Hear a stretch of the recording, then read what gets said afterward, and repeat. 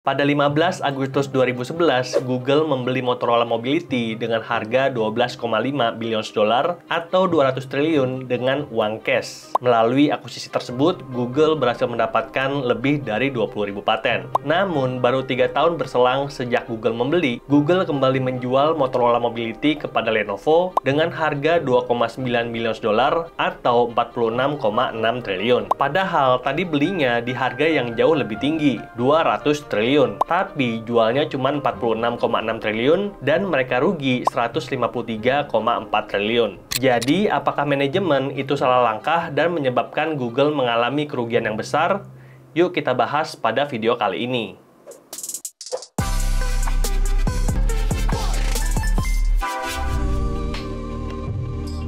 Motorola merupakan multinasional company yang bergerak di bidang komunikasi dan telah berdiri sejak 1928. Motorola Incorporation itu punya dua divisi. Yang pertama, itu Motorola Solution sebagai unit bisnis dengan orientasi corporate. Lalu ada Motorola Mobility sebagai divisi yang berorientasi pada konsumen. Jadi, model bisnis dari Motorola itu ada dua, business to business atau B2B dan business to customer atau B2C. Nah, beberapa produk dari business to customer dari Motorola Mobility adalah kabel modem, set-top boxes TV berlangganan, dan digital video recorders. Lalu produk dari Motorola yang paling terkenal adalah smartphone dengan merek Razr. HP terbaik pada masanya dan jadi simbol orang sukses kaya seperti iPhone di tahun sekarang. Hal ini jelas terlihat dari harga launching Motorola Razr yang mencapai $499 di tahun 2004. Adjust to inflasi 10% per tahun, berarti harga HP Motorola Razr itu berasa $3.357 atau 53 juta di tahun 2024. Sangat mahal. Dan walaupun harganya mahal, selama 4 tahun pertama, HP Motorola tipe Razr itu berhasil terjual lebih dari 130 juta unit dan jadi handphone fold terlaris di sepanjang sejarah. Ini jadi puncak jaya dari Motorola sebelum akhirnya mereka terjatuh dan nggak bisa bangkit lagi. Muncul kompetitor tangguh yang bernama BlackBerry yang berhasil meluncurkan handphone pertama mereka di tahun 2002, BlackBerry 5810. Handphone ini berhasil mengantarkan BlackBerry untuk mendapatkan 1 juta pelanggan pertama dalam 2 tahun dan mencapai 9 juta pengguna di tahun 2007. Pada puncaknya, BlackBerry itu menguasai lebih dari 50% pangsa pasar di Amerika dan 20% pangsa pasar global, menjual lebih dari 50 juta unit BlackBerry di setiap tahunnya. Lalu, iPhone kemudian juga hadir pada tahun 2007 dan berhasil mengubah landscape industri dengan memperkenalkan teknologi yang bernama touchscreen. Dan sejak saat itu, iPhone tidak pernah absen untuk meluncurkan seri terbaru di setiap tahunnya. iPhone 2, iPhone 3, sampai sekarang itu iPhone 15 Pro. Di sisi lain, Motorola itu minim inovasi dan tidak lagi meluncurkan produk yang kompetitif untuk mengambil hati para konsumen. Akhirnya, pangsa pasar semakin tergerus dan Motorola membukukan kerugian. Walaupun begitu, tetap ada yang mau berjalan bersama dengan Motorola, perusahaan internet yang paling terkenal sekarang, Google. Pada awal tahun 2000-an, Google masih berfokus pada operating system, search engine, dan advertising. Makanya, mereka ingin berpartner dengan Motorola yang sudah terbukti punya expertise dan punya pabrik sendiri untuk produksi handphone mereka. Ibarat Apple yang punya hardware dan software sendiri, Google ingin gameplay yang sama, punya software dan pabrikan handphone sendiri. Pada Agustus 2011, akhirnya Google mengakuisisi Motorola Mobility dengan harga $40 per share ditambah dengan beberapa option. Nah, Motorola itu punya total 299 juta lembar saham, sehingga Google mengeluarkan total 12,5 billion atau 200 triliun dalam bentuk uang cash dan option untuk meresmikan proses akuisisi tersebut. Dan ini jadi proses akuisisi termahal yang pernah dilakukan oleh Google. Namun, tidak semua investor senang dengan corporate action yang telah dilakukan oleh Google. Banyak kritik yang menyebutkan bahwa proses akuisisi Motorola adalah bencana besar, dan hal ini benar, at least dalam laporan keuangan. Dalam waktu 3 tahun sejak pembelian, Google kembali menjual Motorola Mobility kepada Lenovo dengan harga yang jauh lebih murah, 46,6 triliun, dan mengalami kerugian 153,4 triliun. Ini belum termasuk operasional cost. Makanya, Time juga mengatakan kalau Motorola Motorola adalah satu kesalahan besar yang hanya bisa dilakukan oleh Google karena mereka punya banyak uang. Namun baru belakangan diketahui setelah waktu membuktikan bahwa Google punya game plan yang lebih baik, yang lebih solid, yang lebih canggih daripada ikut-ikutan gameplay Apple.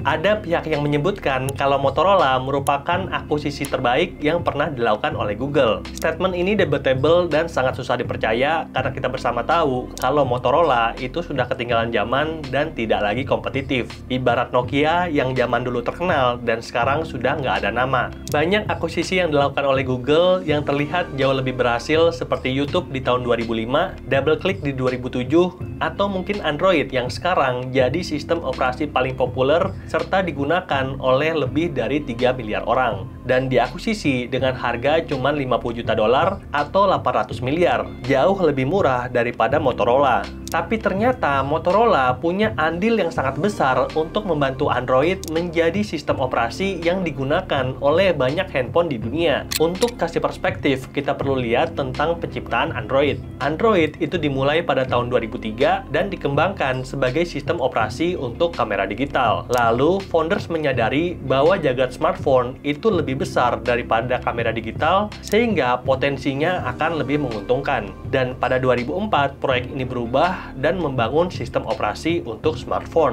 Perubahan atau pivot bisnis ini menarik minat Larry Page, founder dan juga ex-CEO dari Google. Larry juga bisa melihat bahwa industri smartphone itu tumbuh dan dia juga ingin Google bisa ikut terlibat. Akhirnya, Google membeli source code dari Android sebesar $50 juta dan memutuskan untuk membangun Android sebagai open source. Namun, Larry baru menyadari bahwa Google dan Android punya satu kelemahan besar. Mereka itu tidak punya hardware. Akhirnya, Google memutuskan untuk mendirikan Open Handset Alliance pada tahun 2007, sebuah konsorsium yang terdiri dari berbagai perusahaan teknologi, seperti Intel, Nvidia, Samsung, dan juga Motorola. Konsorsium ini dibentuk untuk mengembangkan dan mempromosikan Android sebagai sistem operasi open source gratis dengan dukungan aplikasi pihak ketiga. Semua perangkat berbasis Android bisa menggunakan semua fitur Google, seperti Google Docs dan juga Google Maps. Singkat cerita, 1 tahun kemudian, pada tahun 2008, Motorola itu meluncurkan Motorola Droid yang berhasil jadi handphone pertama dengan menggunakan sistem Android 2.0. Lalu, partner-partner Google yang lain juga mulai meluncurkan handphone pertama mereka dengan basis Android yang lebih murah dan lebih custom dibandingkan kompetitor mereka, si Apple. Dan hanya dalam waktu 2 tahun, Android itu berhasil mengambil singgasana iOS untuk menjadi sistem operasi yang paling banyak digunakan di dunia ini. Aliansi ini berhasil. Google bekerja dengan sangat keras untuk menambahkan berbagai update serta fitur untuk memuaskan para pelanggan. Di sisi lain, Google juga meluncurkan smartphone buatan mereka sendiri, the Google Nexus. Namun, tidak semua pihak itu senang dengan keberhasilan dari Google. Apple dan Microsoft yang telah lebih dulu jadi penguasa komputer ingin melebarkan monopoli mereka dan siap untuk mematikan Android. Bahkan, pendiri Apple, Steve Jobs pernah mengatakan bahwa dia akan menghabiskan seluruh sisa napasnya dan seluruh uang di Apple untuk membuktikan kalau Android adalah barang curian dan menghancurkannya sepenuhnya. Google tidak leluasa untuk mengembangkan Android. Faktanya, mungkin Google telah melanggar beberapa hak paten milik Apple dan juga Microsoft. Mudah bagi Apple dan Microsoft untuk membuktikan hal ini karena Android adalah open source, dan mereka bisa menunjukkan bukti pelanggaran yang telah dilakukan oleh Google. Pada awalnya, Google dan aliansi itu berhasil bertahan dan menjaga nama baik mereka. Tapi hal ini tidak berlangsung lama. Pada kasus Apple melawan Samsung di tahun 2016, hakim itu memutuskan bahwa Samsung itu bersalah dan harus membayar $1,05 billion atau 16 triliun kepada Apple. Ini jadi kemenangan besar untuk Apple. Tapi Google sebenarnya nggak pusing dengan masalah finansial. Google siap untuk bayar berapapun denda yang diajukan oleh Apple ataupun Microsoft. 5 miliar, 100, atau 200 triliun itu nggak masalah. Yang masalah adalah Apple dan Microsoft itu nggak nyari uang. Mereka nggak nyari untung. Karena mereka sendiri itu udah punya uang cash yang sangat banyak. Yang Apple dan Microsoft itu inginkan adalah Android itu ditutup, dimatikan, dan nggak lagi jadi pesaing mereka. Tentu, Google tidak ingin hal ini terjadi. Jadi, opsi mereka itu cuma satu, pergi berperang. Kayak layaknya pepatah sepak bola, menyerang adalah pertahanan terbaik. Google mulai mencari cara untuk menyerang balik Apple dan juga Microsoft. Mereka menemukan bahwa Motorola, anggota aliansi mereka, telah mengakumulasi begitu banyak paten di bidang komunikasi netkabel, jaringan, antena, dan banyak lagi. 17.000 hak paten yang sudah disahkan dan 7.500 lagi hak paten yang masih pending. Apalagi dalam beberapa kesempatan, Motorola telah membuktikan bahwa mereka bisa menang gugatan kepada Apple. Dan untuk Google, ini merupakan kabar baik karena akhirnya mereka punya cara untuk mempertahankan Android dengan membeli paten dari Motorola.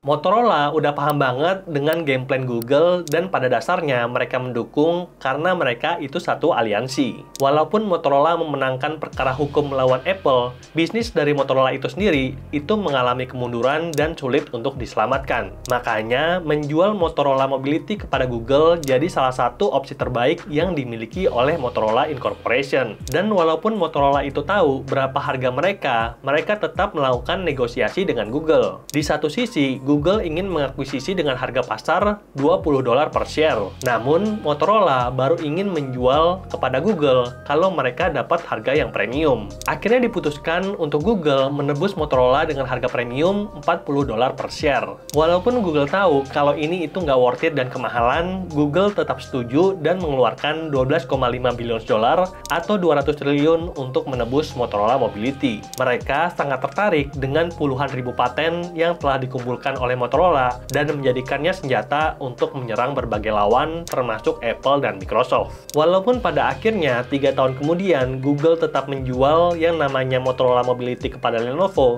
karena aliansi tidak puas dan merasa terancam untuk Google menguasai dari hulu sampai hilir. Tapi walaupun Google menjual kepada Lenovo, mereka tetap mempertahankan 2.000 dari total 24.500 paten yang dimiliki Motorola. Hal ini membuat Apple dan Microsoft itu menyadari kalau Google siap berperang bersama mereka. Nah, singkat cerita, Apple itu memilih berdamai dengan Google dan diikuti oleh Microsoft beberapa tahun kemudian. Walaupun kita lihat di sini kalau Google jadi pecundang karena kehilangan $153,4 triliun, tapi potensi kerugian mereka kalau kalah dengan Apple dan Microsoft itu jauh lebih besar. Apalagi kita lihat kalau Android itu jadi sistem operasi yang paling populer di dunia dan punya pangsa pasar lebih dari 80%. Tapi pertanyaannya, apakah benar kerugian Google sebesar itu?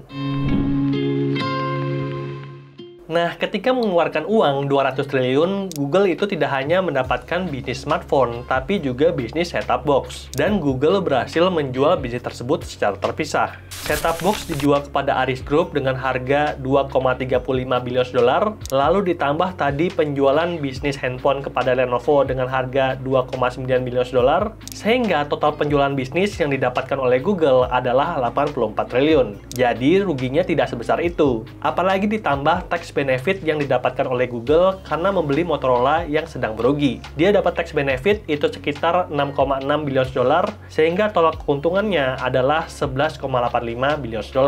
Jadi, rugi bersih dari Google adalah $650 juta atau 10,4 triliun. Dan salah satu corporate trader yang paling jago dan aku udah pernah ceritain juga namanya adalah Carl Icahn. Di video ini dimana dia pernah bertarung dengan Michael Dell untuk memperebutkan kapal besar Dell. Link videonya ada di deskripsi. Jadi, minat Android itu udah dipakai di lebih dari 190 negara. Ini adalah investasi yang sudah balik modal dan dapat cuan yang tumpah-tumpah. Bahkan pada tahun 2023, Google berhasil membukukan laba bersih $73,8 billion atau 1.180 triliun. Cukup untuk beli Bank Mandiri atau Bank BRI. Oke, itulah sedikit cerita tentang pertarungan raksasa teknologi Google Motorola melawan Apple dan Microsoft.